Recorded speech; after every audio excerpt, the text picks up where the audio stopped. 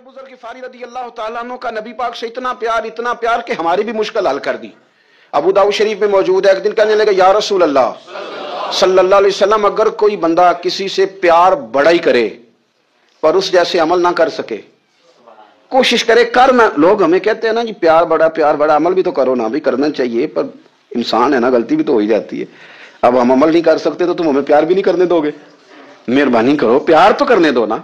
हजरत अबू ज़र ग़िफ़ारी ने कहा, अबू दाऊद शरीफ में मौजूद है, या रसूल अल्लाह सल्लल्लाहु ताला अलैहि वसल्लम, हुजूर प्यार बड़ा करे पर उन जैसे अमल ना करे तो हुक्म क्या है? तो हुजूर ने फरमाया प्यार सच्चा करे, अल्लाह क़यामत के दिन जिससे मोहब्बत करेगा ना उसके साथ ही दोनों को इकट्ठा फरमा देगा।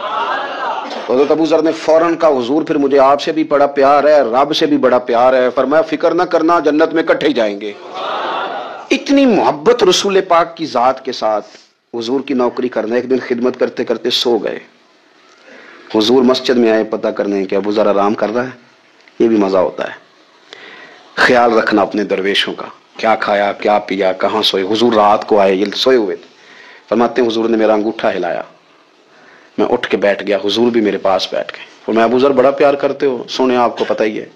कहा यार तू बड़ी नौकरी करता है, एक दिन वो भी आएगा जिस दिन तुझे मेरी मस्जिद और मेरे शहर से जाना पड़ेगा, फिर क्या करोगे? तो उसकी हुजूर किसी की ताकत है मुझे आपके शहर से निकाले, मैं तलवार निकाल लूंगा।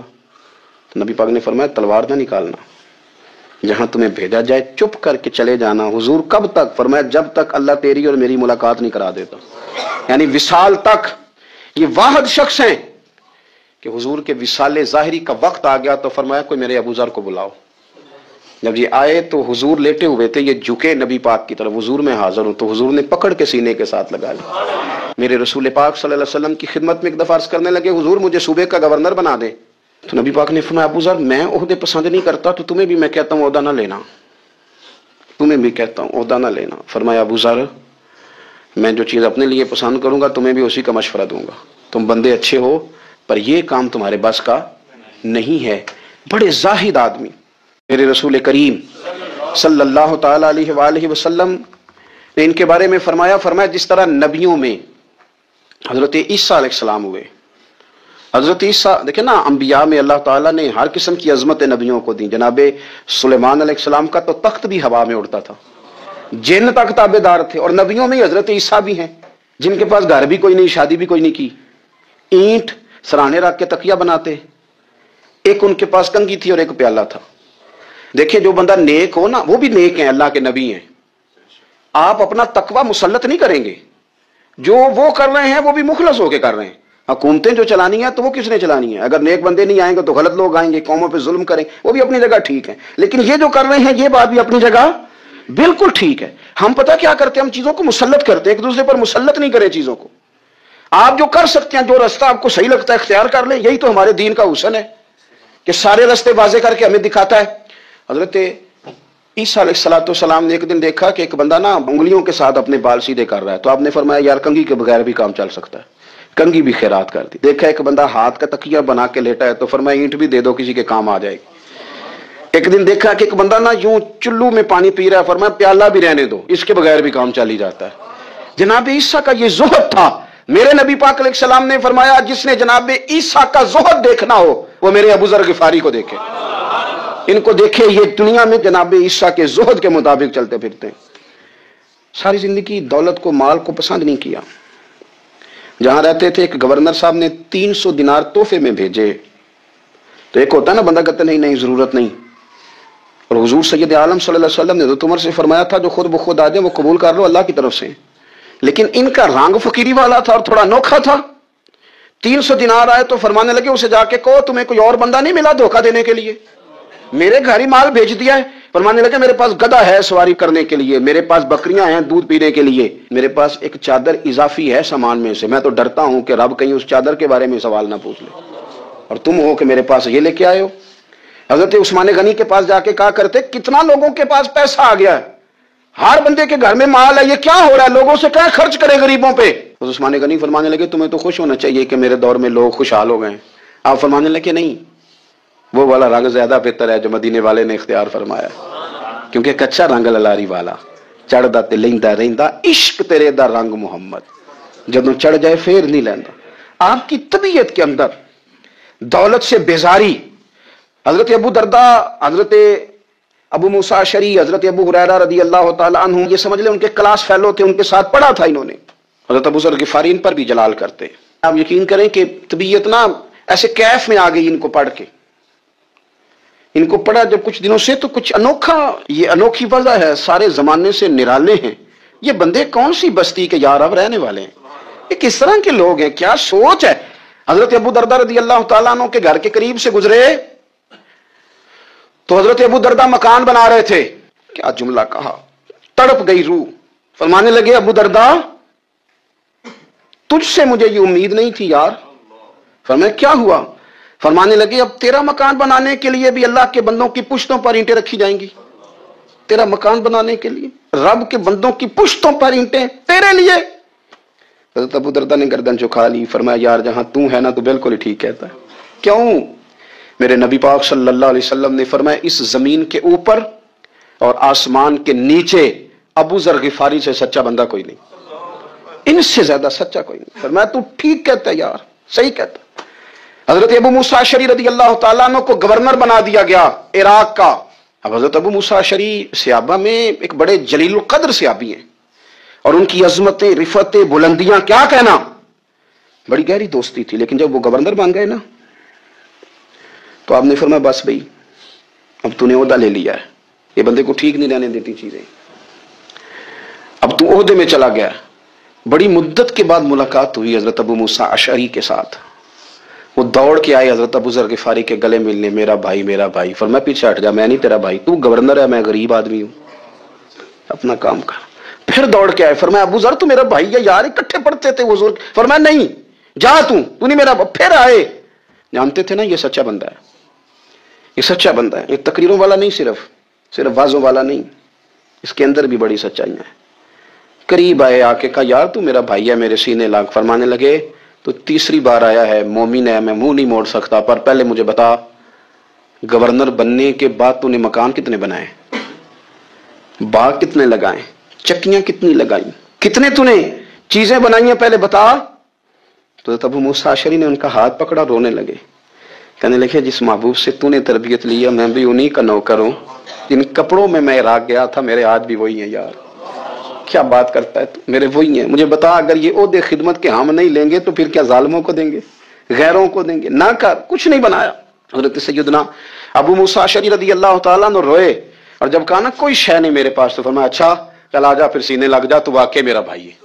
پھر حضرت ابو ذر غفاری نے محبت فرمائی. وہ درویشی، وہ فقیری، وہ سادگی، وہ نورانیت، وہ دل کے ساتھ اندر. ہمارے تو بہت سارے لوگ ہیں جو کہتے ہو کہاں لے جانا ہے مال، کیا ضرورت ہے مال کی، ہر وقت مال کی مخالفت کرتے ہیں، لیکن دل ان کا کہتا ہے کہ آئے صحیح، کسی طریقے سے پہنچے صحیح. حضور نے فرمایا بعض لوگوں کی زبانیں شہد سے زیادہ میٹھی، دل بھیڑیے سے زیادہ خطرناک. اوپر سے کہہ کچھ رہے ہیں، اندر حالات کچھ اور ہیں. لیکن حضرت ابو ذر غفاری رضی اللہ تعالیٰ عنہ دوری دولت سے، آپ فرماتے کیوں ہے لوگوں کے پاس مال، کس لیے اتنا مال جمع کیا ہے؟ کیا ساری غریبی ختم ہو گئی ہے، غربت مٹ گئی ہے ساری، کیوں لوگ مال بناتے ہیں؟ ایک اور آپ کی کلاس فیلو تھے جو بصرے کے گورنر بنے، عبداللہ بن عامر رضی اللہ تعالیٰ. ایک صاحب سے ملاقات ہوئی، جناب نافع تائی ان کا نام تھا. تو ابو ذر غفاری سے وہ بڑے شوق سے ملنے آئے، حضور کے صحابی سمجھ کر کے. فرمایا کہاں کے رہنے والے ہو؟ کہا میں تو بصرے کا رہنے والا ہوں. فرمایا وہاں میرے ایک کلاس فیلو ہیں عبداللہ بن عامر. کہا وہ تو آج کل گورنر ہیں. فرمایا میرا ایک پیغام دے دو گے اس کو جا کے؟ کہا حضور دے دوں گا. فرمایا اس سے جا کے کہنا تو گورنر بن کے بھی زندہ ہی ہے، اور میں پانی کا پیالہ پیتا ہوں، کھجور کھاتا ہوں اور رب کی عبادت کرتا ہوں، میں بھی تو زندہ ہی ہوں نا، تو بھی زندہ ہی ہے، اس سے آگے کچھ نہیں ہے. اور میں کھجور کھاتا ہوں، پانی کا پیالہ پیتا ہوں، میں بھی تو زندہ ہوں نا. اللہ اکبر. نافع تائی کہتے ہیں اس پیغام کی سمجھ نہیں آئی، لیکن میں لے کے گیا. عبداللہ بن عامر سے میری ملاقات ہوئی تو میں نے کہا جی ایک پیغام دینا ہے. تو انہوں نے کچھ توجہ نہیں کی. جب میں نے بتایا نا کہ حضرت ابو ذر غفاری کا پیغام ہے تو ان دونوں آنکھیں کھول دی. کہنے لگے جلدی بتاؤ انہوں نے کیا کہا ہے. فقر اور درویشی کے رستے پہ چلنے والوں کے امام سیدنا ابو ذر غفاری نے کیا کہا ہے. تو کہتے ہیں مجھے پاس بٹھا لیا، شفقت فرمائی. کہنے لگے اب بتاؤ انہوں نے کیا کہا ہے. تو عرض کرنے لگے، انہوں نے کہا ہے کہ تو گورنر ہے، تو بھی زندہ ہے، اور میں کھجور کھاتا ہوں، پانی پیتا ہوں، رب کو یاد کرتا ہوں، میں بھی تو زندہ ہی ہوں نا۔ کہنے لگے ایک دفعہ پھر کہے۔ کہا انہوں نے کہا تھا کہ میں کھجور کھاتا ہوں، پانی پیتا ہوں، عبادت کرتا ہوں، میں بھی تو زندہ۔ کہا ایک دفعہ پھر کہے۔ کہتے ہیں ہم تیسری دفعہ کہا تو وہ اتنا روئے کہ انہوں نے چادر میں منہ چھپا لیا۔ کہنے لگے یار وہ ٹھیک ہی کہتا ہے، وہ صحیح کہتا ہے، اتنا مال، اتنے عہدے، اتنی چیزیں، اتنا کچھ جمع کر کے رکھا ہے، ان کا حساب دینا، ان چیزوں کی اللہ کے حضور کیا عذر پیش کریں گے، کس طرح رب کی بارگاہ میں بتائیں گے کیا وجہ تھی، کن چکروں میں ہم نے زندگی گزار دی۔ سیدنا ابو ذر غفاری رضی اللہ تعالیٰ عنہ نے اپنی حیات مبارکہ ساری کی ساری فرماتے تھے کہ ہم نہیں عمل کریں گے تو کون کرے گا، وہ خاص سادگی، وہ خاص۔ اور پتہ میرے نبی پاک نے کیا فرمایا؟ فرمایا مجھے میرے رب نے حکم دیا ہے کہ میں 4 لوگوں سے پیار کروں۔ اللہ اکبر، کاش کبھی آپ اس حدیث کے جملوں کو سمجھیں۔ اور یار اللہ نے حکم دیا ہے محبوب پیار کرے، حضور کس سے؟ تو پہلے 3 مرتبہ نبی پاک نے ایک ہی شخص کا نام لیا، فرمایا علی سے، علی سے، علی سے، پھر فرمایا ابو ذر غفاری سے، پھر فرمایا جناب مقداد سے، پھر فرمایا سلمان فارسی سے۔ رب نے مجھے کہا ان سے پیار کرو۔ حضرت ابو ذر غفاری تبوک کے موقع پر نا اونٹ پہ بیٹھے تھے، پیچھے رہ گئے، اونٹ پر بیٹھے تھے تو پیچھے رہ گئے، اونٹ سست تھا، تھک گیا، چل نہیں رہا تھا۔ حضرت ابو ذر غفاری رضی اللہ تعالیٰ عنہ پہلے تو اسے لے گئے ایک گاؤں میں کہ اونٹ بیمار ہو گیا، اس کا علاج کرایا، لیکن جب وہ ٹھیک نہ ہو سکا نا تو اونٹ وہیں چھوڑ دیا۔ حضور صلی اللہ علیہ وسلم کے پیچھے ضرور پہنچنا ہے میدان تبوک میں، تو جو سامان تھا وہ سارا پشت پہ رکھا اور اکیلے ہی چل دیے، تنے تنہا اور پیدل۔ سامنے سے گرد اڑتی ہوئی نظر آئی تو لوگوں نے کہا حضور پتہ نہیں کون آیا ہے۔ فرمایا تمہیں نہیں پتا، مجھے تو پتا ہے نا، ابو ذر غفاری آیا ہے، ابو ذر غفاری آئے۔ پھر حضور نے فرمایا یمشی واحدہ و یموت واحدہ و یبعث واحدہ، فرمایا یہ تنہا چلتے ہیں، یہ تنہا ہی دنیا سے جائیں گے، تنہا ہی اٹھائے جائیں گے، تنہا چلتے ہیں، تنہا ہی دنیا سے جائیں گے، انتقال تنہا ہی اٹھائے جائیں گے۔ جو بہت زیادہ سختی کرنے لگے صحابہ پہ، بہت زیادہ، تو حضرت عثمان غنی رضی اللہ تعالیٰ عنہ نے فرمایا کہ آپ اپنے مزاج کے لحاظ سے تو درست ہیں، پر جو چیز آپ طاری کرنا چاہتے ہیں جب شریعت گنجائش دیتی ہے تو آپ کیوں اتنی سختی فرماتے ہیں؟ تو فرمانے لگے ٹھیک ہے پھر مجھے ربضہ جانے کی اجازت دے دو۔ ربضہ ایک بستی تھی، جنگل تھا، وہاں کوئی آتا جاتا نہیں تھا، اسی کسے دیکھو جو نیچے لگ گئے، نہ کوئی ہڈا دردی۔ حضور نے کہا تھا نا یمشی واحدہ، تو اکیلا چلے گا، ربضہ چلے گیا۔ حضرت سیدنا عثمان غنی نے کہا یہ کچھ بکریاں لے جاؤ، دودھ پی لیا کرنا۔ فرمایا عثمان مجھے مال کی تو ضرورت پہلے دن سے ہی کوئی نہیں، مجھے تو رب رسول کی ضرورت ہے، ان کی کرم نوازیاں میرے ساتھ رہتی ہیں۔ تشریف لے گئے، وہاں تنہا کھجور کے خشک ٹکڑے کھاتے، عبادت کرتے، اللہ کو یاد کرتے۔ ایک صحابی کا ہم آج ذکر کرنے جا رہے ہیں جن کا نام ہے حضرت ابو ذر غفاری رضی اللہ تعالی۔ ہمارے صوفیاء تصوف میں ایک جملہ بولتے ہیں کہ تیرا تو فقر فقر ابو ذر ہے، یعنی جن کو صحیح درویش کہتے ہیں نا، صحیح درویش۔ مولا علی شیر خدا رضی اللہ تعالیٰ عنہ فرمایا کرتے 2 ہی تو بندے ہیں جو رب کے رستے میں کسی شے کی پرواہ نہیں کرتے۔ حضور کون سے؟ فرمایا ایک ابو ذر غفاری ہے اور دوسرے علی المرتضیٰ ہے۔ مولا علی فرمایا کرتے یہ نا مسلمانوں میں سے 4 یا 5ویں مسلمان ہیں۔ شروع سے ایک سلیم الطبع آدمی، کچھ لوگ طبعاً بڑے نفیس ہوتے ہیں، طبعاً اللہ کی طرف سے شروع سے ہی۔ ان کا جو قبیلہ تھا بنو غفار وہ رہزنی کرتا تھا، لوگوں کو لوٹ لیتا تھا۔ شروع میں یہ کام کیا لیکن جب کچھ لوگوں کی چیخیں کانوں میں گئیں تو چھوڑ دیا، فرمایا نہیں یار طبیعت نہیں مانتی، اور نبی پاک کا کلمہ پڑھنے سے پہلے ہی بتوں کی پوجا چھوڑ کے رب کی عبادت شروع کر دی۔ لوگ پوچھا کرتے تھے آپ عبادت تو کرتے تھے پر منہ کدھر کرتے تھے؟ فرماتے تھے جدھر وہ کرا لیتا تھا کر لیتے تھے۔ کسی نے انہیں بتایا کہ مکے میں ایک شخص ہیں جنہوں نے اعلان نبوت کیا ہے، آپ کی طرح کی باتیں کرتے ہیں۔ انہوں نے اپنے بھائی کو بھیجا، ان کا نام انیس تھا، پتہ کر کے واپس آئے، بھائی کہنے لگے ابو ذر، ان کا نام جندب ہے اصل میں، ذر ان کے بیٹے کا نام ہے اور کنیت سے زیادہ معروف ہیں، ابو ذر غفاری کہلاتے ہیں۔ فرماتے ہیں کہ بھائی نے آ کے بتایا کہ وہ نیکی کا حکم دیتے ہیں، برے کاموں سے منع کرتے ہیں، صلہ رحمی کا پیغام دیتے ہیں، لیکن لوگ سارے مخالف ہیں۔ یہ چیز بھی بڑی کاؤنٹ ہوتی ہے، اسے نہ کاؤنٹ کیا کریں۔ لوگوں کی ترجیحات بدلتی ہیں، صبح کچھ، دوپہر کچھ، شام کچھ، اسے نہ کاؤنٹ کریں۔ انہوں نے اس بات کو کاؤنٹ کر کے بتایا کہ لوگ ان کے جو ہیں نا وہ مخالف ہیں سارے، تو حضرت ابو ذر غفاری کہنے لگے مجھے تسلی نہیں ہوئی، میں خود جا کے پتہ کروں گا۔ کہتے ہیں مکہ شریف آیا تو کسی ایسے آدمی سے پوچھ بیٹھا، میں تو کچھ اور سمجھا تھا، وہ کچھ اور نکلا۔ مکے والوں نے بڑا مارا، مکے پہنچ کے پہلی جو چیز ملی وہ مار کھانے کی تھی۔ اب میں ڈرتے کسی سے پوچھتا ہی نہ، بھوک بھی بڑی تھی، رہنے کو جگہ نہیں تھی، حرم شریف میں لیٹا رہتا تھا۔ میرے نصیب دیکھو، مجھے ایک شخص نے نا آ کے ہلایا، کہنے لگے اگر مناسب سمجھیں تو میں آپ کو دیکھ رہا ہوں کافی دیر سے، آپ کوئی پردیسی ہیں، آپ کا اپنا مہمان نہ بنا لوں؟ تو میں نے کہا آپ کا کیا نام ہے؟ کہنے لگے میرا نام ہے علی ابن ابی طالب۔ کہتے ہیں مولا کائنات گھر لے گئے، کھانا بھی کھلایا، جگہ بھی دی، سونے کو خدمت بھی کی، لیکن چونکہ میں تو پہلے ایک سے پوچھ کے مار کھا بیٹھا تھا، میں نے پوچھا نہیں میں کدھر آیا ہوں۔ رات رہے، اگلی رات بھی رہے، لیکن میں نے بتایا نہیں میں کس کام آیا ہوں۔ حضرت ابو ذر غفاری رضی اللہ تعالیٰ عنہ کہتے ہیں خود ہی مولا علی نے پوچھا بتا سکتے ہو کیسے آئے ہو؟ میں نے کہا رات رکھ لو گے؟ فرمایا بڑا کشادہ سینہ دیا رب نے مجھے۔ تو بات تو کر، کہنے لگے یار میں تو محمد مصطفیٰ کی زیارت کرنے آیا ہوں صلی اللہ تعالی علیہ وسلم۔ یہ بے نیاز لوگوں میں سے ہیں حضرت سیدنا ابو ذر غفاری۔ میں حضور کی زیارت کے لیے، حضرت علی کہنے لگے سویرے لے چلوں گا۔ انسان بزدل نہیں ہوتا، ہر انسان بزدل نہیں ہوتا، اور بلا وجہ ٹکراؤ کی پالیسی بنا لینا یہ بھی سیانے لوگوں کا کام نہیں۔ حکمت کے تقاضوں کے مطابق چلنا یہ بھی دلیر لوگوں کا ہی کام ہوتا ہے۔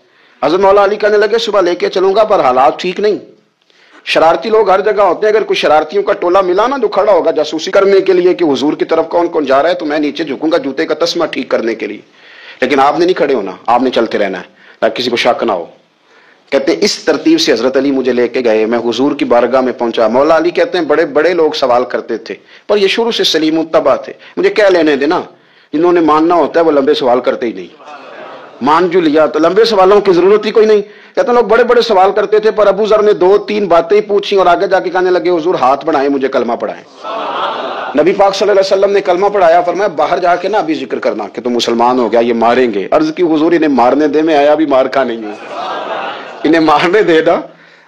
پڑا فلک کو کبھی دل جلوں سے کام نہیں، داغ دلوی نے کہا تھا پڑا فلک کو کبھی دل جلوں سے کام نہیں، اور جلا کے راکھ نہ کر دوں تو داغ نام نہیں۔ ماری تو کھانے آئے ہیں، مارنے دیں، کرنے دیں زور جتنا لگانا ہے لگانے دیں۔ باہر جا کے اعلان کیا، مکے والوں نے مارا، اتنا مارا کہ بے ہوش ہو گئے۔ پھر کسی نے بتایا کہ تم نے گزرنا بھی ہے ان کے علاقے سے، بنو غفار سے، پھر ان کا پتہ بھی ہے یہ لوگ بڑے سخت ہیں، پھر چھوڑا۔ تبن بڑے جلالی تھے، زاہد مزاج تھے، فرماتے تھے کہ جو تمہاری ضرورت سے زیادہ ہے وہ سارا صدقہ کرو۔ کنز کے معاملے میں ان کا رویہ یہ تھا، صرف حضرت صدیق اکبر کو کچھ نہیں کہا انہوں نے، باقی حضرت عمر جیسے آدمی کو بھی کھڑا کر کے کہہ لیتے تھے یہ مال کیوں رکھا ہوا ہے خزانے میں، بانٹتے کیوں نہیں سارا؟ اور جناب عثمان غنی رضی اللہ تعالیٰ عنہ کے ساتھ تو باقاعدہ کئی دفعہ اس موضوع پر گفتگو کی۔ وہ کہتے تھے کہ جب اللہ کہتا ہے قرآن میں کہ مال دولت جمع نہیں کرنی، تو وہ جو لوگ تھے وہ بھی بڑی شانوں والے تھے، وہ کہتے تھے کہ اللہ نے جب زکوٰۃ فرض کی تو مال جمع ہوتا ہے تو زکوٰۃ فرض ہوتی ہے نا، جب فطرانے کا کہا تو مال ہوتا ہے تو فطرانہ آتا ہے نا۔ تو آپ جو کہہ رہے ہیں وہ ٹھیک ہے، پر آپ اعلیٰ بات کر رہے ہیں تقوی کی، سارا بانٹو۔ تو حضرت ابو ذر غفاری کہتے تھے چلو ٹھیک ہے تمہاری بھی بات مان لیتا ہوں، پر یہ بتاؤ مدینے والے کا اپنا طریقہ کیا ہے؟ کہ بھائی حضور کا طریقہ تو وہی ہے جو آپ بتا رہے ہیں۔ تو فرمانے لگے پھر اس رستے نہ چلیں جو رستہ مدینے والے رسول کا ہے، اور حضور سے نبی پاک سے عشق کرتے بڑا کھل کے۔ یہ صحابہ صفہ میں سے تھے۔ کلمے پڑھنے کے بعد چونکہ طبیعت جلالی تھی تو حضور نے بھیج دیا، فرمایا واپس جاؤ اپنے قبیلے میں تبلیغ کرو۔ واپس گئے، بھائی کو مسلمان کیا، والدہ کو مسلمان کیا، قبیلہ سارا مسلمان کیا، وہیں رہے۔ ہجرت مدینہ کے بعد آئے تبوک کے موقع کے قریب، اور حضور نے صحابہ صفہ میں رکھ لیا۔ نوکری کرتے مدینے والے رسول کی، دلیر آدمی تھے، بڑا قبیلہ تھا، پر ڈیوٹی کرتے، ڈیوٹی خدمت کرتے۔ ایک بیٹا تھا زار اس کا نام تھا، اس کی ڈیوٹی لگائی تم نے میرے نبی پاک کے اونٹ چرانے۔ ڈاکو آئے تو صاحبزادہ اونٹوں کی اونٹنیوں کی حفاظت کرتے شہید ہو گیا۔ اور یہ انوکھا بندہ ہے جس نے شرط لگائی تھی کہ میں نے کالی سیاہ رنگ کی عورت سے شادی کرنی، انوکھا بندہ ہے۔ ایک بیٹی تھی، ایک بیٹا، بیٹا شہید ہو گیا، بیوی سے کہا تم نے نبی پاک کے گھر میں خدمت کرنی ہے، حضور کے گھر والوں، اور میں نبی پاک کی نوکری کروں گا۔ حضور کی خدمت کرتے، ہر وقت خدمت میں رہتے۔ اور حضور جب آتے نا، صحابہ صفہ میں یہ شامل تھے جو لوگ دین سیکھتے، حضور جب آتے تو سب سے پہلے آ کے حضرت ابو ذر غفاری کا پوچھتے۔